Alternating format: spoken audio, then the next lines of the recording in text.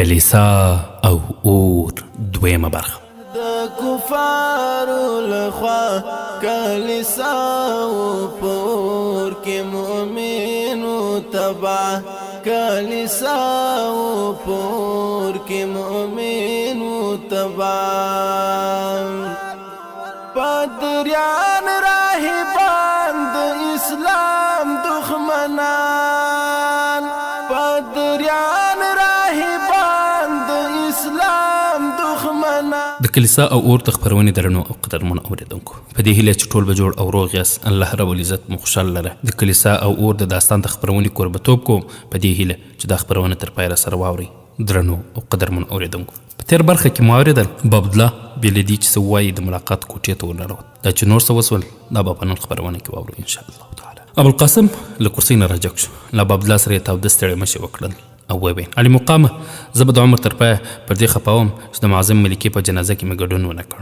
وضع داسې راغله چې زه ناڅاپي تلې ته روان شوم. اوس سهار وختي د دعا او فتحې لپاره د هغې قبر ته ورغلی وم او په وار دې خیال پریشانه کړی یم چې کاشکې د دې وروستی ارامځای د دې د شان سره برابر وای. د ابوالقاسم د خواخوږۍ څو رسمي جملو د بابدله ټولې ګیلې لرې کړې او چې پر کرسۍ کېناست وویل: ابوالقاسمه کښېنه، ما ته د شپې ستا د راتلو خبر راغی. علي مقامه، زه چې کور ته راورسېدم غوښتل مې چې ستا په خدمت کې حاضر شم، خو د شپې مهال مې جرأت ونه کړی شو چې ناارامه دې کړم. زما د غفلت بل سبب دا هم و چې پردیان ما ته ستاسو په خدمت کې د یوې نظرانې وړاندې کولو امر کړی و. د شپې په تاریک کې به په دې تونده لاره د بارشو کچرو راوستل ډېر ګران و. زه پخپله هم ستومانه وم. پردان او عزبالله هم د درنې ملکې پر وفات ډېر خفه وو. د هغوی دا هیله وه چې کوس ستا په الپجاره کې زړه نه لګېږي نو په ډېر درناوي به دې رخصت کړو. ته باید دا احساس نه کړې چې تاسو په الپجاره کې د هستوګنې په وخت کې خپله ټوله شتمني برباد کړې ده. بابدله ناڅاپه احساس کړه چې د معصوم پسه تر سرمن لاندې یو لیوه پټ دی. درله زنډه خو یې تر خوله هېڅ غږ نه ونوت. بالاخره په خپ غږ وویل: ابوالقاسمه، که تا د پردان لخوا ماته کومه نوې خبر راوړې وي نو صفا راته ووایه. علي مقامه، تاسو زما د اخلاص په باب څه بدګماني مه کوئ. ما یوازې ستا په خاطر طلوع ته سفر وکړ او چې کله تاسو دغه صندوقونه خلاص کړئ نو بیا به څه ګیله ونه کړئ چې زه ناکام رسم شوی یم. ما ستاسو لپاره 80,000 ډوکېټ د نظرانې په توګه راوړي دي. زه پر دې ډېر خفه وم چې ستا شتمني ختمه شوې وه او دغه لږ کسان چې تاسو سره پاتې دي تاسو د دوی تنخوا هم نشئ ورکولی. دا ځمکې ستاسو د ګزارې لپاره کافي نه دي. ستاسو په 80,000 ډوکېټ په الجزایر یا مراکش کې تر دې ډېره ځمکه اخیستلی شئ. د بابدله په رګونو کې ټوله وینه وچه شوه. تر لږ ځنډه یې ابوالقاسم ته کتل، بیا په غوسه راجګ شو، خنجر یې راویست او چیغې یې کړې: ذلیل انسانه، ته غدار یې، ته هغه مار یې چې زه دې څو ځلې چیچلی یم خو اوس به رانه خلاص نه شئ. ابوالقاسم سمدستي یوې خواته شو او وویل: علي حضرته، پخوا تر دې چې په ما لاس اوچت کړې باید ښه فکر وکړې چې زما له وژلو وروسته به ستا انجام څه وي. د الفجایره قبایل ستا نه کرکه کوي. هغوی د دې پروا نه لري چې د اندلس نه د راوتلو وروسته تاسو کوم لوري ته درومئ. خو زه د دوی په مخ کې وروستی ډال یم. زما له مرګ وروسته به چې کومې بربادۍ راځي د هغو پړه به پر تا لویږي. یوازې په الفجایره به تباهي نه راځي بلکې د غناتې کوڅې به هم د بې ګناه مسلمانانو په وینو سرې شي. آیا ته ماته د دې سزا راکوې چې زه غواړم په خپل ژوند ستا له راتلونکي څخه ځان ډاډه کړم؟ بابدله، زه ستا دښمن نه یم. که زه ډاډه وای چې ته به زما نه وروسته هره ورځ له نوو مصیبتونو سره مخ نه شئ او تاسې به کومه ورځ یوازې پاتې نه شئ نو تا ته به مې دا مشوره نه وای درکړې چې هجرت وکړه. کله چې تاسو پردان ته د نیکنیتۍ ثبوت په دود غناته پرېښوده نو زما پر دې باور و چې هغوی به نور د تړون څخه سرغړاوی ونه کړي. خو تنګ نظرو راهبانو د هغه په ذهن کې دا خبره راچولې ده چې په یوه پاچاهۍ کې 2 پاچاهان نه ځایېږي. ما د پردان او عزبالله د ډاډ کولو هر ممکن کوشش کړی دی خو د هغوی له ذهن څخه د کلیسا د زهرو اغېزه لرې کول زما له وسه لرې ده. د بابدله لاسونه لړزېدل، خنجر یې بېرته ټیټ کړ او وویل: اوس هم کوم بدبخت زما په باب دا فکر کوي چې پاچا یم؟ خپل قوم ته د خپلې بېوسۍ او نتوانۍ احساس ورښودلی شي خو د کلیسا راهبان چې د الحمرا شان او دبدبه یې لیدلې ده د هغوی ته دا ډاډ څه ډول ورکولی شي چې تاسو په الفجاره کې پر لږ ټوټه ځمکه قانع یاست؟ د هغه دا اندېښنه څه ډول لرې کړم چې یوه ورځ به د ترکانو او بربري پوځ په ملاتړ د خپلې لاسه وتلي پاچاهۍ د بیا ترلاسه کولو هڅه نه کوې؟ علي مقامه، ستا خدمتګار ستا له احساسات څخه ناخبره نه دی. اوس به زما پر خبرو تا ته خامخا تکلیف وي خو چې کله تاسو د افریقا د کوم هیواد په ازاده فضا کې ساه واخلئ نو دا به احساس کړئ چې تاسو خیر په دې کې دی چې زر تر زره له دې ګردابه ووځئ. که د راتلونکي جنجالونه د تاسو د ژغورنې کوم بل تدبیر زما ذهن ته راغلی وای نو دلته به نه راتلم تاسو دا ویلی شئ چې ما ستاسو هیله پوره نه کړی شوه، خو خدای شاهد دی چې ما قصدن ستاسو سره څه بد نه دي کړي. زموږ د زمانې په ګرداب کې ښکیل شوي یو. زه د ځان پروا نه لرم، خو له دې ګردابه ستا ایستل خپل لومړی ذمواري بولم. ما تا د پریدان لخوا څه حکم نه دی راوړی. که تاسو پر همدې ټینګار کوئ چې همدلته پاتې شئ، نو زه به چوپ بیرته ولاړ شم او د ژوند تر پایه به د خپلې ذمواري ترسره کولو هڅه کوم.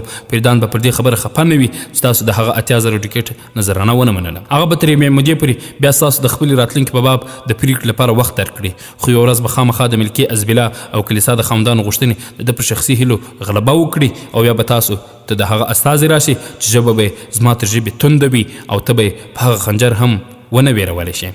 دا ببلا وضع هغه سړي ته ورته وه چې څوک یې لاس او پښې پرې وتړي او سمندر ته یې وغورځوي.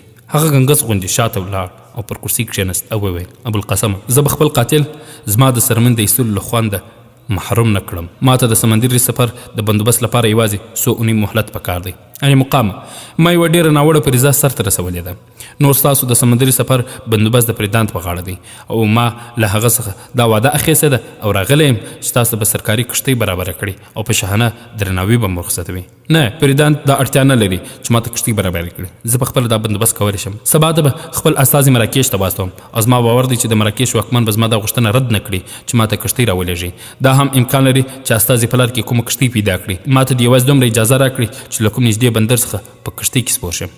علي حضرت، زه د دې ذمواري اخلم چې کومه کښتۍ ستاسو لپاره راشي له هغه سره به سم مزاحمت نه کېږي. که د مراکش واکمن دې ته چمتو وي چې ستا ته پناه درکړي، نو پریدان به هیڅ اعتراض پرې نه لري. خو د ترکانو کومه کښتۍ به څنډې ته نږدې را پرېنږدي. د اندلس څنډو د راتلو لپاره ترکان د پریدان اجازې ته اړتیا نه لري، خو زه نه غواړم چې هغه زما ذلت او رسوایي وویني. ته پریدان ته زما لخوا دا ډاډ ورکولی شې چې له مراکش پرته په کوم بل هیواد کې د پناه اخیستلو اراده نه لرم.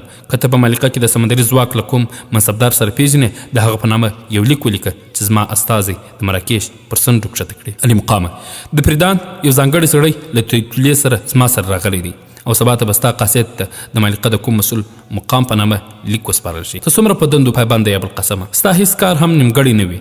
رښتیا ووایه، تا تر 100 ورځو پورې زما د ایستلو وعده کړې ده او راغلی. علي حضرت، اوس د داسې ترخو خبرو څخه څه ګټه ترلاسه کېدای شي؟ زه پوهېږم چې ډېر بې خونده ماموریت ترسره کوم. ته به تر 100 ورځې پورې دلته وې. که تاسو اجازه راکړئ نو 2-3 ورځې به آرام وکړم، بیا به ولاړ شم. ما به د رخصتلو په وخت کې نه وینې لوړ مقامه. که وضع اجازه راکړه نو کېدای شي تر 100 ورځې پورې بېرته راوګرځم، که نه نو په بندر کې به خامخا لیده کاته کېږي. که تاسو بد نه منئ، زه یو ضروري خبره درته وکړم. ووایه علي حضرت، په الفجاره کې باید دا خبر خپور نه شي چې تاسو ځئ. ستا په ګمان په الفجاره کې بغاوت وشي؟ نه، خو خلک به تاسو خامخا پریشانه کړي. ته پریدان ته دا خبر ورستولی شي چې تر 100 ورځې زه له دې ځایه خوځېدلی نه یم. زما د ډېرو نږدې ملګرو نه پرته به چاته دا معلومه نه وي چې نن زموږ ترمنځ څه ډول خبرې شوي دي.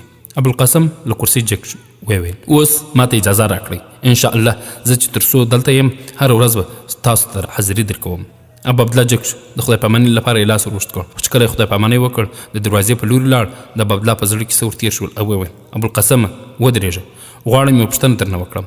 ابوالقاسم ودرېد او مخ یې ور واړو. وویل: ابو عبدالله د مسکا هڅه وکړ. وویل: زه په دې فکر کوم چې کله له دې ځایه په هجرت کې ولاړ شم او پریدان پر دې ډاډه شي چې تا د دوی یوه مهمه اړتیا پوره کړه، نو د ملکي ازبیلا او یا د کلیسا د مشرانو سره به دا فکر پیدا نه شي چې نور د وړوکو کارونو لپاره د یو لوی سړي اړتیا نشته. مطلب دا چې زما په څېر یو احمق که دلته پاتې شي هم د څه پریشانۍ سبب نشي کېدی. خو چې کله دوی دا احساس کړي چې له اړتیا زیات هوښیار یې او ستا ذهنیت دوی ته څه خطر پیدا کولی شي، نو څومره به ګزاره در سره وکړی شي. د ابوالقاسم رنګ تک ژاړ سو. تر 100 شېبو پورې ابو عبدالله ته کتل، بالاخره پر خپ شاخ وویل: ما د خپلې وړتیا سره سم خپلې ذمواري ترسره کړې دي او دا مسله راته مهمه نه ده چې پای مې څنګه کېږي. ابو عبدالله وړاندې ورغی، د هغه پر اوږه یې لاس کېښود او وویل: اشنا، زما هدف دا نه دی چې تا پریشانه کړم. بیا هم د هرې لارې یو وروستی منزل وي او زموږ په څېر خلک چې په تیارو او بېنښو لارو ګام اخلي، هېڅکله هم پر دې فکر نه کوي چې وروستی پړاو یې چیرته دی. خو ته یو هوښیار سړی، بیا هم تا ته د دې مشورې درکولو اړتیا احساسوم چې ته باید د لمر ختو او لمر لوېدو په منځ کې هره شېبه دا فکر وکړې چې راتلونکې شپه ستا وروستۍ شپه او را بیدارېدونکی سهار ستا د ژوند وروستی سهار نه وي. اوس ورځه ابوالقاسمه، که فرصت و بیا به په بېغمۍ سره خبرې سره کوو. اوس ته د دې اړتیا لرې چې آرام وکړې.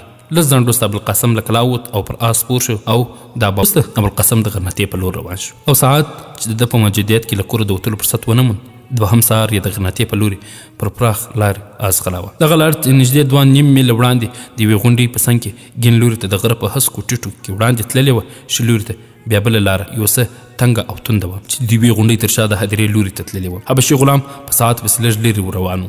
دوی چې له ګرځندي تېر شول نسبتا هوارې ته ووتل چې آسونه یې ګړندي کړل. د هدیرې سره نږدې ساعت له آس نه پلي شوه او د خپل ملګري انتظار یې کوه چې منجر په منډه وړاندې ورغی او د دې د لاسه یې د اجل بونیم وویل: بیبي ستاسو غلام نن نه دی راغلی، هغه له شا نه راپسې دی. ساعت د ګلونو ګېډۍ په لاس کې وړاندې تېر شوه او د ملکي عایشې پر قبر یې د ګلونو له پاشلو وروسته لاسونه په دعا پورته کړل. د دعا له پای ته رسېدو وروسته د هغې مخ زوړ 3 ګڼو ونو نه سترګې هغه لوړ څوک ته پورته کړې چې لوڅې څوکې یې په لمر کې سپینې ځلېدې. یو شاهین په اسمان کې درې وهلې او د الوت دایرې یې ورو ورو پورته تللې. ساعت تر لږ ځنډه اسمان ته کتل چې بیرته د تلو اراده کوله. ناڅاپه یې سترګې د تنکۍ درې نه پورې غاړې ته نږدې کمر په څوکو ښخې شوې. یو سپور په څوک راښکاره شو او یوې او بلې خواته یې وکتل او بیا لاندې درې ته راکوز شو. ساعت په لومړي نظر دا اټکل کړي و چې هغه ته له آس پرته پلي هم راکوزېدل ممکن نه دي. غوښتل یې خبرې کړي چې له مرګ سره لوبې کوي، خو غږ یې د سپر غوږونو ته نه شو رسېدی. د اندېښنې او بېوسۍ په حالت کې هغه په لاس اشاره وکړه چې ودرېږي. سپور چې 15 ګامه لاندې راغی له آس نه پورې شو او تر جلب یې راکشاوه. ساعت په زور چیغې کړې: نه نه، د دې غلام او د هدیرې منجر هم ورغلل. غلام وویل: بیبي هغه چې کوم لیونی دی د ځان وژنې لپاره دې ته څه اړتیا به چې ښکلی آس هم ورسره ووژني. وړاندې مخ زوړ دومره تونده ده او زه هم نشي پکې راګرځېدی. که تاسو اجازه راکړئ زه به د ایسارولو هڅه وکړم. ساعت په دردناکه لهجه وویل: د خدای لپاره ورشه. غلام په منډه له هدیرې راووت او په ګڼو ونو کې ورک شو. ساعت او درې واړه منجران په منډه په هغه پسې ورغلل. لږ ځنډ وروسته حبشي غلام په زوره چیغې وهلې: د خدای لپاره ودرېږه، ته لاندې نشې راکوزېدی. بوډا منجر ساعت ته وویل: درنې بیبي، پام کوه چې وړاندې یو لوی ګړنګ دی.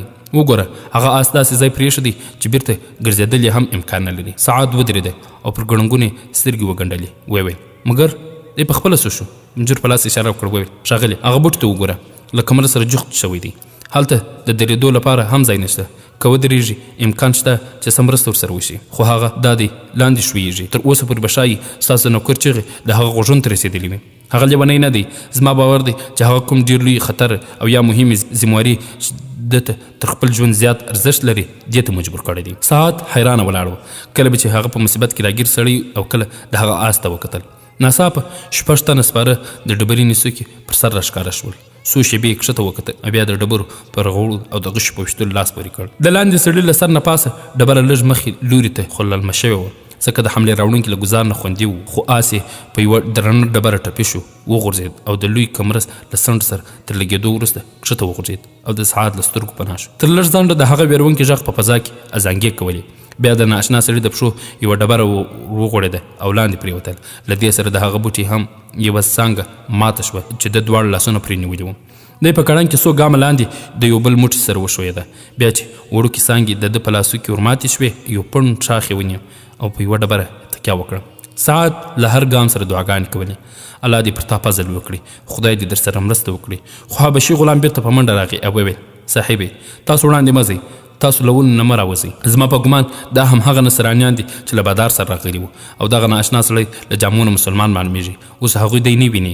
د ده ژوند هلته ژغورل کېدای شي چې هغوی مړ وبولي او بیرته ستانه شي، او دا هم امکان لري چې دغه سړی چې موږ دومره ورته خواشیني یو زموږ دښمن وي چې موږ له لوري د خواخوږۍ هېڅ حقدار نه وي. که ته دغه آس ښه لیدلی وي نو ښایي زما په څېر دی دا احساس کړی وي چې کټ مټ د صدر اعظم ابوالقاسم د آس په څېر دی. ته لیونی شوی هر ښکلی آس د خپل بادار د آس په څېر درته ښکاري.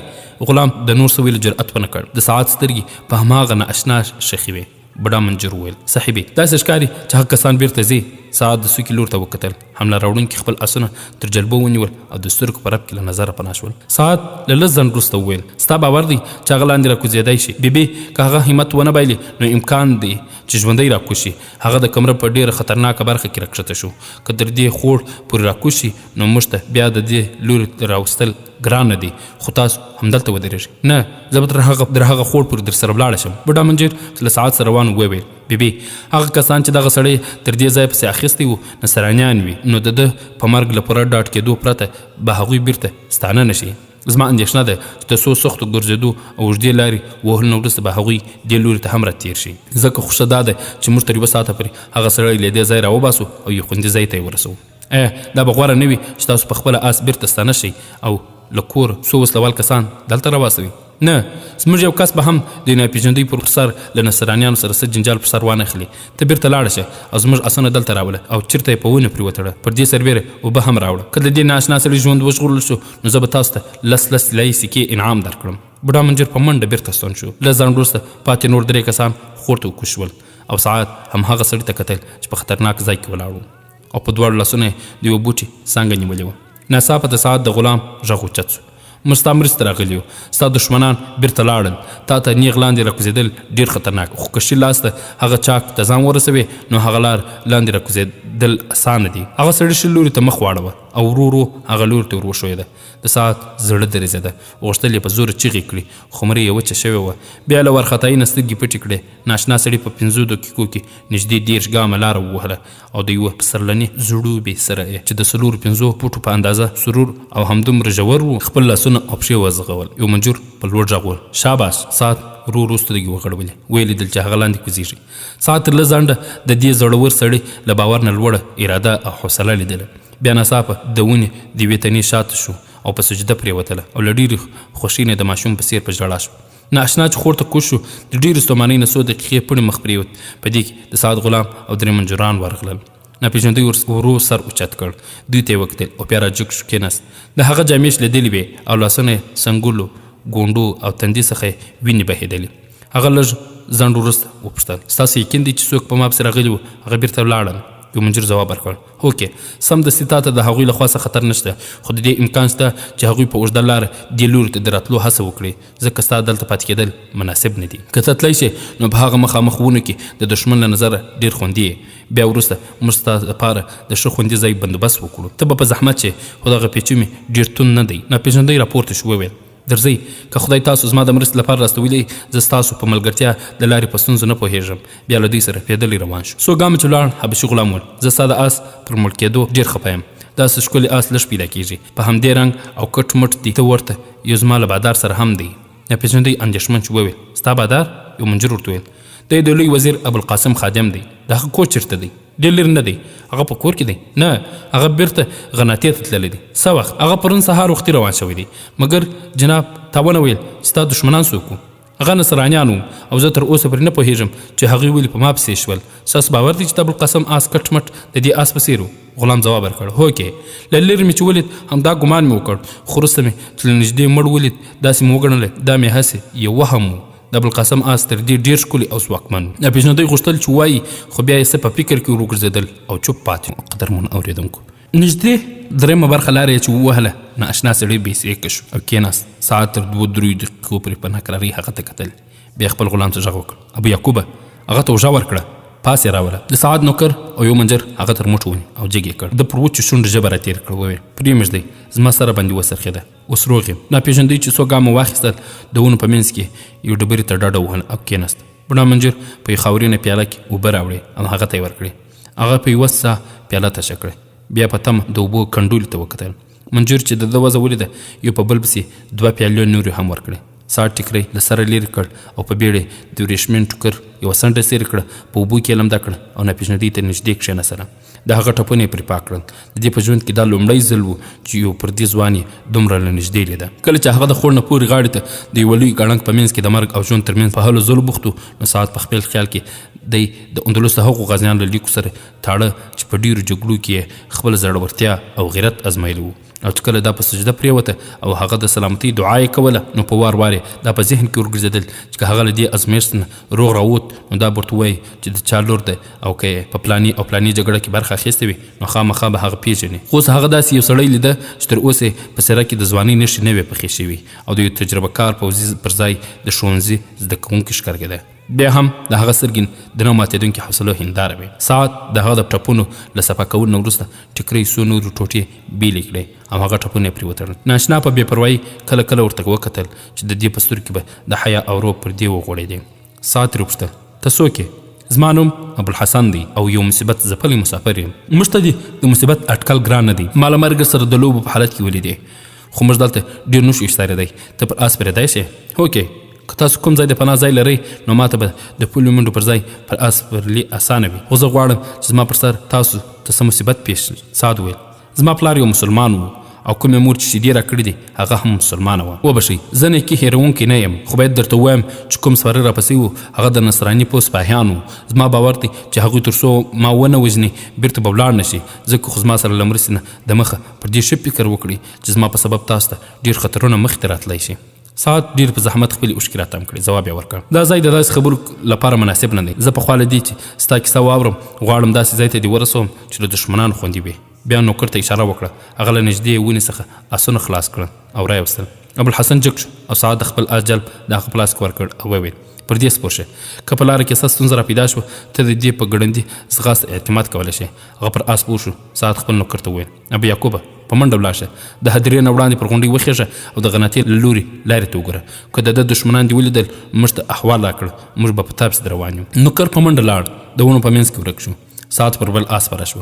منجرانو ته یې وویل که څوک دې خواته راشي او د ده په باب څه پوښتنه درنه وکړي ورته ووایه چې د الفجاري مجاهدینو یو تن د خوړ نه راویستلو او د ختیځ لوري ته یې ورسره بوتلو. تاسو دا هم ویلی شي چې څو میله لرې په کوم کلي کې د قبایلو پوځ هم راټولیږي. زما باور دی چې هغه ځناوران به ډېر لوی خطر ته ځانونه ټینګ نه کړای شي. لږ ځنډ وروسته دوی د غونډۍ تر څنګ له نرۍ لارې سره په یو ګرځنده حبشي نوکر ولید چې ډاډه راکښته کېده. ساعت آس ودرو او هغه یې ولید. غلام چې ورنږدې سو وویل وړاندې څه خطر نشته، تاسو به بیړه ځانونه کور ته ورسوئ. ساعت ابوالحسن ته مخ ورواړو او وویل او بیا آس پونده کړ چې د غونډۍ څخه په نیمه دایره کې راوګرځېده. ابوالحسن د سمسوري درې شاته یوه کلا ولیده. د خپل آس ساعت ورنږدې کړ او ویې پوښتل ستاسو کور چېرته دی؟ ساعت آس ودروه، د کلا په لوري اشاره وکړه. وویل هغه زموږ کور دی، که ته په تکلیف وې نو دلته به لږ دمه جوړه کړو. ابوالحسن وپوښتل په دې کلا کې څوک اوسي؟ لوی وزیر ابوالقاسم.